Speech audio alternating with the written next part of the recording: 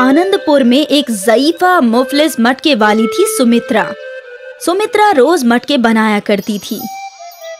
अम्मा, ये मटका कितने का है? 200 रुपए का है बेटी। अरे बाप रे, इतने में तो स्टील का घड़ा आ जाता है अम्मा। मैं तो इसके सिर्फ 100 रुपए ही दूंगी। अरे बेटी, वो मटका बहुत बड़ा है, 100 रुपए बहुत कम होंगे। 120 रुपए से ज्यादा मैं नहीं दे सकती। ठीक है, ले जाओ। सुमित्रा रोज मटके बनाया करती थी। मटका खरीदने वाले ग्राहक हमेशा सौदेबाजी किया करते थे। सुमित्रा की आमदनी दिन ब दिन कम होती जा रही थी। अम्मा, आपने वो मटका इतने कम दाम में क्यों फरोख्त किया? अब क्या करूं, तू तो देख ही रही है मेरा हाल। एक तो लोग सौदेबाजी करते हैं, ऊपर से दिन ब दिन मटका खरीदने वाले खरीदार कम ही होते जा रहे हैं। सबको स्टील के घड़े ही चाहिए। अब तू ही बता मैं क्या करूं। एक तो तेरी उम्र भी हो रही है, मुझे तेरे ब्याह की फिक्र परेशान कर रही है बेटा। अम्मा, तुम कहो तो मैं तुम्हारी मदद कर सकती हूँ। वो कैसे? मैंने सोचा है कि मैं कोई खाने की चीज फरोख्त करूंगी, जिससे हमारी आमदनी में इजाफा होगा। खाने की चीज? हाँ अम्मा, आजकल खाने का कारोबार ही सबसे ज्यादा चलता है। बाजार में हर खाने की दुकान पर हमेशा हुजूम लगा रहता है। वो तो है, लेकिन तू क्या फरोख्त करेगी इसका तो इल्म नहीं। 1-2 दिन में ढूंढ लूंगी। ठीक है, मुझे तेरे काम करने पर कोई एतराज नहीं। ये सुनकर अंजू बेहद खुश थी। शाम को वो बाजार गई और यहाँ वहाँ देखने लगी। चाट, समोसा, भेल, चाइनीज भेल, ये सब तो है इस बाजार में। मुझे इसके अलावा कुछ सोचना होगा जो सस्ता भी हो और लोगों को पसंद भी हो। अंजू आगे बढ़ी तो उसने एक दुकान पर मैगी नूडल्स के पैकेट्स देखे। हाँ, मैगी। सबको मैगी पसंद है और ये सस्ता भी है और जल्दी भी बन जाता है। मैं मैगी ही फरोख्त करूंगी। अंजू ने घर लौटकर वालिदा को बताया, अम्मा, मैं मैगी फरोख्त करूंगी। लेकिन क्या लोग मैगी खरीदेंगे? हाँ अम्मा, जब हम शहर गए थे तो मैंने वहाँ देखा था मैगी के ठेले पर कितना हुजूम लगा रहता था। मैं भी मैगी फरोख्त करूंगी। मुमकिन है हमारे ठेले पर भी हुजूम लगे। ठीक है, कोशिश करने में क्या हर्ज है। ऊपर से मैगी के ठेले में कुछ ज्यादा खर्च भी नहीं है। हाँ, सुमित्रा ने अंजू को कुछ पैसे दे दिए। इससे जरूरत की सारी चीजें और कुछ सब्जियां खरीद लो। ठीक है अम्मा। अंजू ने बाजार से मैगी के पैकेट, सब्जियां और कुछ छोटी छोटी प्लेट खरीद ली। अगले रोज अंजू ने बाजार के बीचों बीच अपने मैगी का ठेला लगाया। अंजू की एक जानिब चाट का ठेला था और दूसरी जानिब भेलपूरी का। चाट और भेलपूरी के ठेले वाले अंजू के ठेले पर नजर गड़ाए बैठे थे। अंजू ने मैगी के पैकेट अच्छे से लगा दिए, जिससे खरीदार उसके ठेले पर खींचे चले आए। कितने की है मैगी? सादा मैगी 15 रुपए और वेजिटेबल मैगी 20 रुपए। एक वेजिटेबल मैगी देना। अंजू ने 2 मिनट में वेजिटेबल मैगी बनाया और खरीदार को दे दिया। उस शख्स को मैगी खाते देख कुछ खरीदार और उसके ठेले पर आए। हमें 2 सादा मैगी देना। मुझे एक वेजिटेबल मैगी। जैसे जैसे खरीदार फरमाइश दे रहे थे, अंजू मैगी बनाई जा रही थी। अंजू का ठेला नया था और आते ही वहाँ खरीदारों का हुजूम लगने लगा।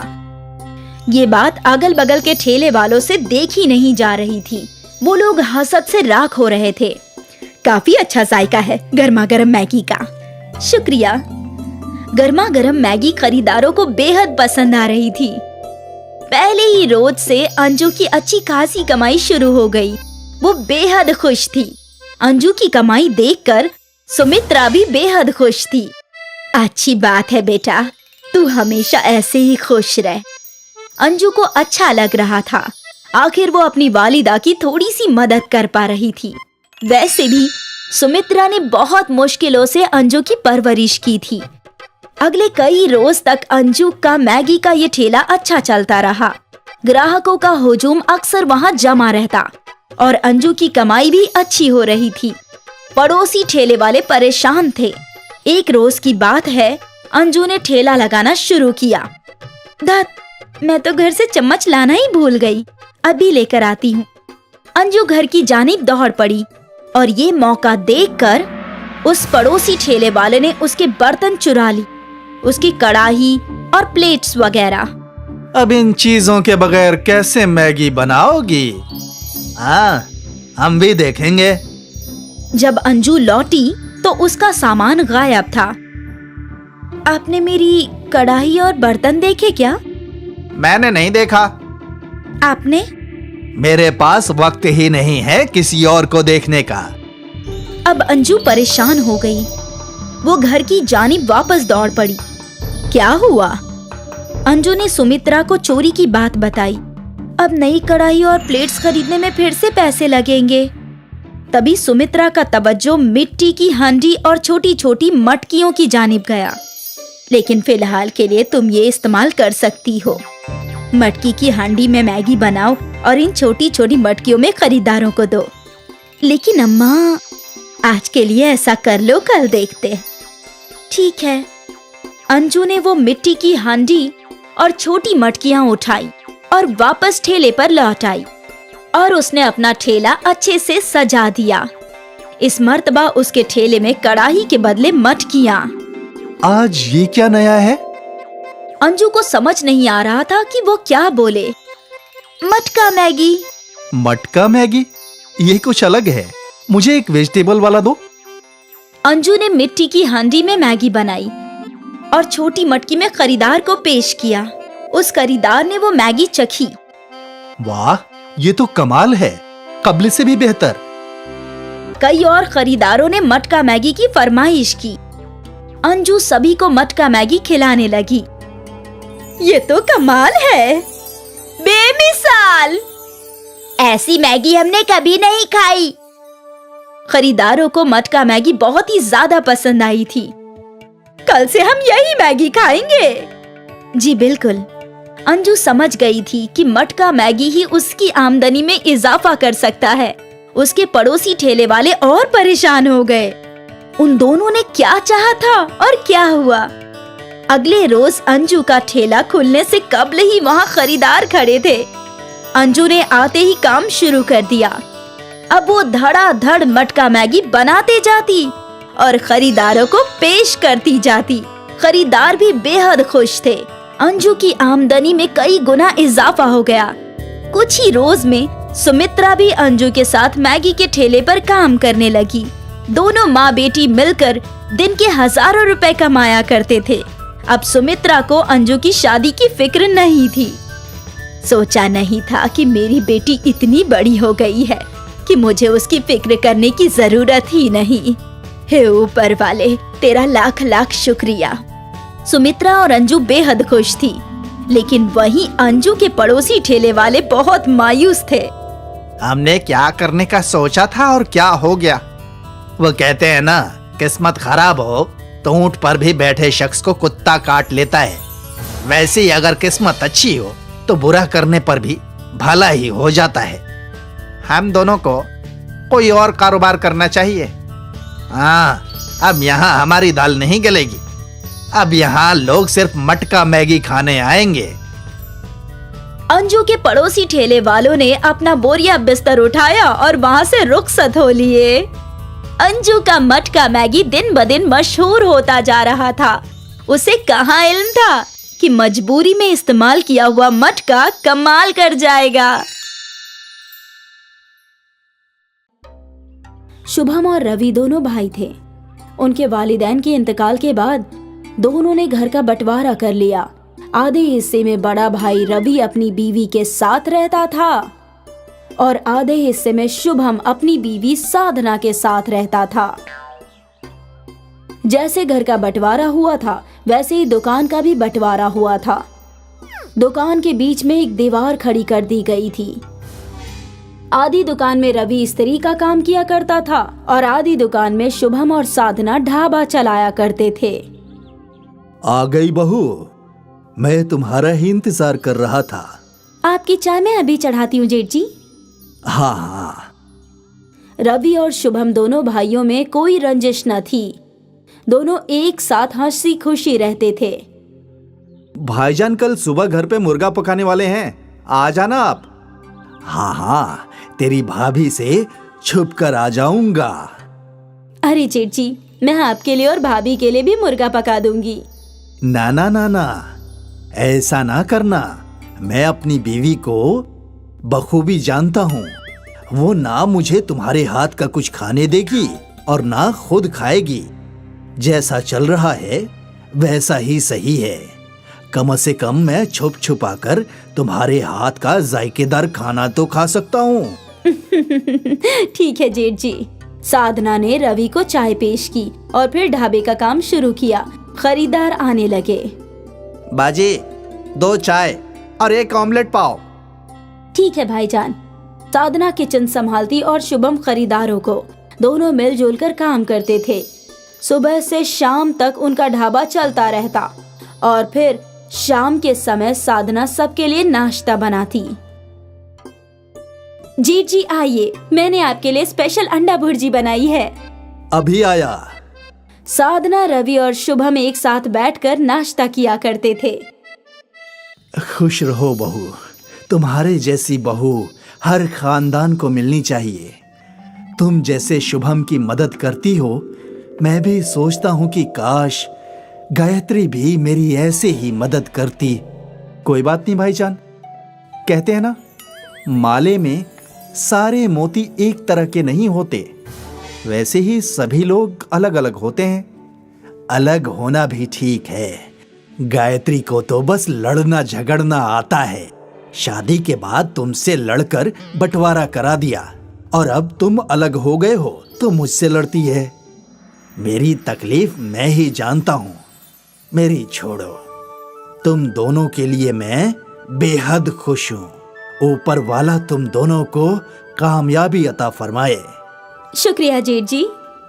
भाईजान, कल दोपहर में घर आना मत भूलना। वो तो मैं कभी नहीं भूलूंगा। साधना के हाथ का पकाया जायकेदार मुर्गा कैसे छोड़ सकता हूँ। अगली दोपहर अपनी बीवी से छुपते छुपाते रवि शुभम के घर आया। अरे बहू, बहू, जल्दी खाना लगाओ। गायत्री को झूठ बोलकर निकला हूँ कि दोस्त के घर खाना खाने जा रहा हूँ। अभी पेश करती हूँ जेठ जी। साधना ने तीनों के लिए खाना पेश किया और फिर तीनों ने मिलकर हंसी मजाक करते हुए नोश फरमाया। ऐसे ही तीनों एक साथ खुश रहा करते थे। एक रोज शुभम शहर से सामान लाने जा रहा था। भाईजान, मैं शहर से सामान खरीदने जा रहा हूँ। आप जरा साधना का ख्याल रखना। ये भी कोई कहने की बात है। रुको, 10 मिनट में काम खत्म करके वहीं चला जाता हूँ। इसकी कोई जरूरत नहीं है, साधना तन्हा संभाल लेगी भाईजान। हाँ हाँ, मुझे इल्म है, लेकिन मैं भी उसकी मदद करना चाहता हूँ। तू जा, हम देख लेंगे। ठीक है भाईजान। शुभम चला गया और फिर रवि अपनी दुकान छोड़कर ढाबे में काम करने चला गया। रवि कस्टमर्स की प्लेट उठाने लगा। अरे जेठ जी, रहने दीजिए, मैं करती हूँ। तुम जो कर रही हो वही करो, मैं हूं ना। थोड़ा काम मैं भी कर लूंगा और इसी बहाने तुमसे गुफ्तगू भी हो जाएगी। वो भी है। ढाबे पे कस्टमर्स आते गए और साधना ने रोज की तरह किचन संभाला और रवि ग्राहकों को देखने लगा। सब कुछ सही चल रहा था कि यकायक गैस खत्म हो गई। अरे रे रे रे, ये भी अभी होना था। क्या हुआ बहू? जेठ जी, गैस खत्म हो गया है। ग्राहकों का ऑमलेट का ऑर्डर है। अब मैं क्या करूं? लगता है अब ग्राहकों को वापस भेजना होगा। नहीं नहीं, ये तो बिल्कुल सही नहीं है। तुम एक काम करो, ऑमलेट बनाने के लिए अंडे मिक्स करो, बाकी तुम मुझ पर छोड़ दो।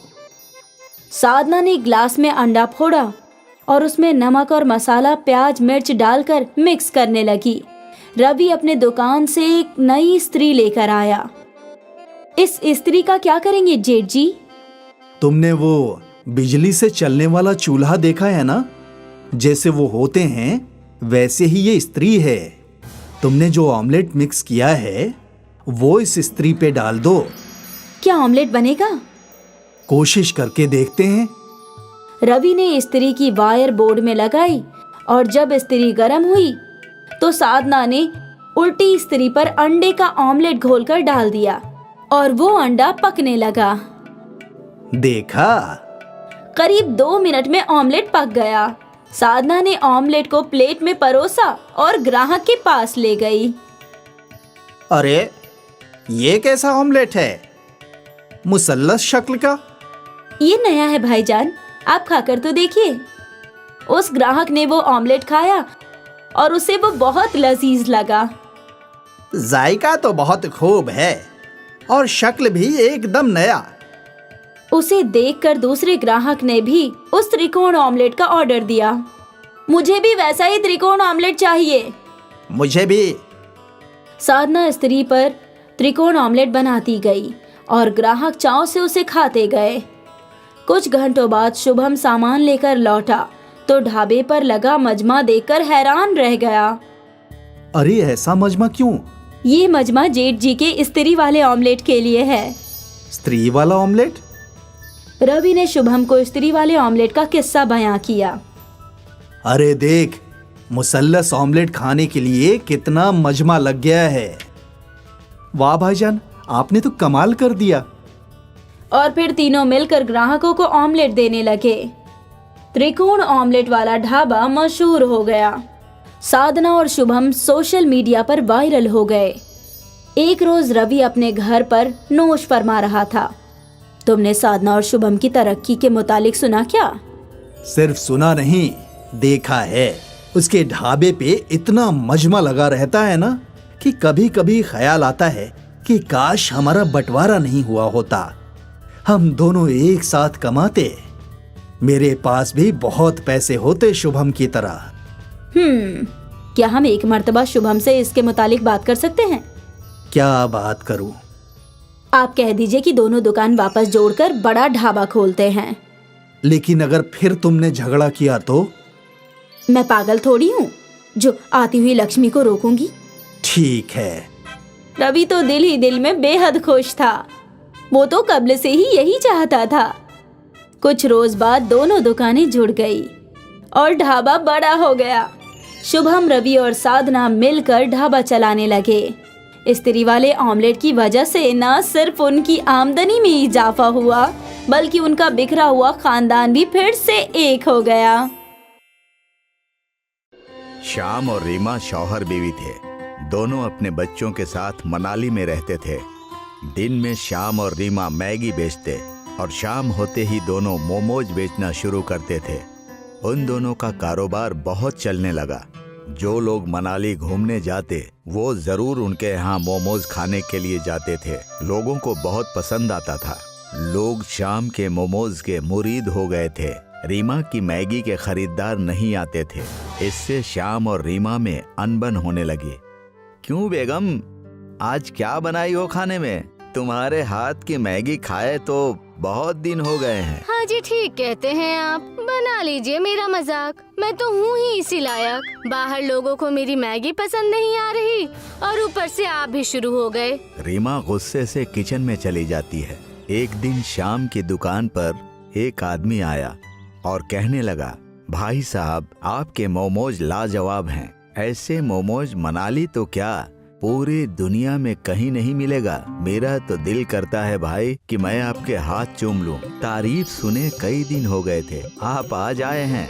ये सारी चीजें सुन सुनकर थक गया हूं मैं। कुछ लेना है तो बोलिए, बस ख्याल रखिएगा आपकी सफलता इंतहा पार न कर ले। सफल हूँ इसीलिए मुझे गुरूर है। वो आदमी इतना कहकर वहाँ से चला जाता है। शाम की सफलता को देखकर कई और लोगों ने वहाँ पर मोमोज की गाड़ी लगा दी। लगता है हमारे धंधे को किसी की नजर लग गई है। मैंने आपको कहा था ना, ज्यादा हवाबाजी मत कीजिए।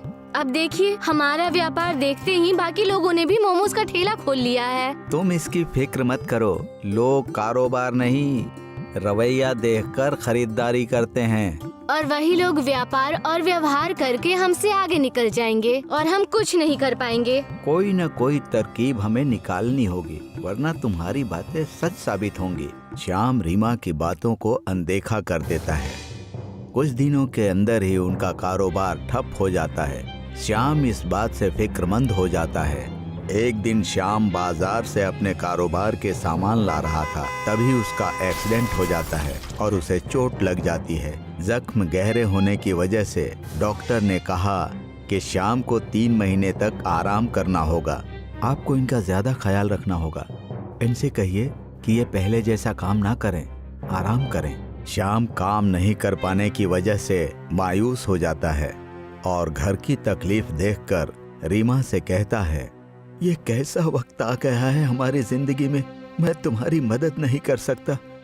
तुम अकेले ये सब कैसे कर पाओगी? इस वक्त मैं तुम्हारी कोई मदद नहीं कर पा रहा हूँ, इसलिए बहुत शर्मिंदा हूँ। आप घर की चिंता मत कीजिए, मैंने बच्चों को छुट्टी मनाने के लिए मायके भेज दिया है। कुछ दिन मैं आपका ख्याल रखकर घर चला लूंगी। काश मैं तुम्हारी मदद कर पाता। रीमा ने अपना कारोबार फिर से शुरू कर दिया। श्याम की मदद ना मिलने की वजह से वो सिर्फ मैगी ही बनाकर बेच पाती थी, पर कारोबार ठीक ठाक हो रहा था। एक दिन सुबह रीमा ने अपनी दुकान खोली ही थी कि वहाँ पर एक गरीब बुढ़ा भीख मांगते हुए रीमा की दुकान पर आ गया। गरीब बुढ़ा रीमा को दुकान पर देखकर श्याम को ढूंढने लगता है। बेटी, यहाँ पर एक बेहतरीन मोमोज वाला नौजवान रहा करता था, वो कहाँ चला गया? बड़े दिन हो गए उसने मुझे मोमोज नहीं खिलाए। जी, वो हमारे शौहर हैं। उनका कुछ दिन पहले एक्सीडेंट हो गया, इसीलिए हम लोग सिर्फ मैगी ही बेचते हैं। मैं आपको मैगी खिला देती हूँ, आप इसे खा लीजिए। रीमा ने उस गरीब बुढ़े को मैगी दे दिया। मैगी खाते ही बुढ़े ने कहा, लाजवाब, ऐसा लजीज मैगी मैंने आज तक नहीं खाया। तुम दोनों मियाँ बीवी के हाथों में जादू है, भगवान तुम्हारा भला करे बेटा। गरीब बुढ़े की बात सुनकर रीमा को अच्छा लगा, मगर उसने मैगी के पैसे मांगे। जी शुक्रिया। अच्छा, अब मैगी के पैसे दीजिए। अब पैसे? कैसे पैसे? मैंने तो कभी तुम्हारे शौहर को पैसे नहीं दिए। मैं जब भी आता था वो मुझे मुफ्त में मोमोज खिलाता था। सुबह सुबह इन्होंने आकर दिन की शुरुआत ही खराब कर दी। लगता है आज का दिन ही बेकार जाने वाला है।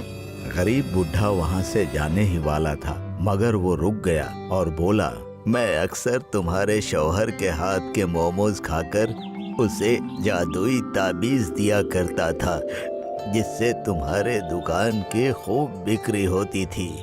वही मैं तुम्हें भी देने वाला हूँ। गरीब बुढ़े ने अपनी झोली में से एक ताबीज निकाली। इस ताबीज को तुम अपनी दुकान पर बांध दो और अपना कारोबार देखो। कैसी तावीज? उन्होंने तो मुझे इस बारे में कभी कुछ नहीं बताया।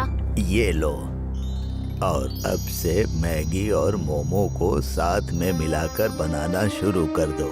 तुम मैगी बहुत बेहतरीन बनाती हो और अपने शौहर की मदद से मैगी और मोमोज को मिलाकर उसका कारोबार करो। इतना कहकर गरीब बुढ़ा वहाँ से चला जाता है। रीमा घर जाकर श्याम को सारी बातें बताती है। श्याम सारी बातें सुनकर कहता है, कई साल पहले एक बार ये गरीब बूढ़े बाबा हमारी दुकान पर आए थे। मैंने इन्हें मोमोज खिलाए। उस वक्त उन्होंने मुझे एक ताबीज दी थी, जिसे मैंने हमारे मोमोज की दुकान पर लगाई थी और दुकान चल निकली। लगता है ये वैसी ही ताबीज है। और उन्होंने ये भी कहा कि हमें मैगी और मोमोज बेचने चाहिए, मैगी और मोमोज का मिश्रण। जैसा उन्होंने कहा है हमें वैसा ही करना चाहिए।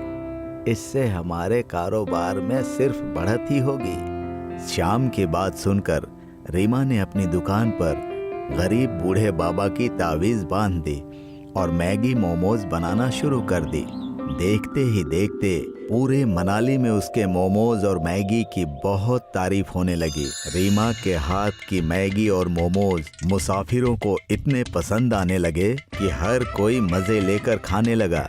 दूसरे मोमोज वाले अपना कारोबार बंद करके वहाँ से चले गए और श्याम की तबीयत पहले से बेहतर हो गई। अब से मैं भी तुम्हारा हाथ बटाऊंगा, हमारा कारोबार और चलने लगेगा। हमारे मैगी और मोमोज अब सबको पसंद आने लगे हैं। क्यों ना हम अपना धंधा एक हाथ गाड़ी से नए कैंटीन में बदल लें और तरह तरह के मैगी और मोमोज बनाकर बेचें। इससे हमारा मुनाफा होगा। कैंटीन ही नहीं बल्कि अब हम मोमोज की पूरी फैक्ट्री खोल देंगे।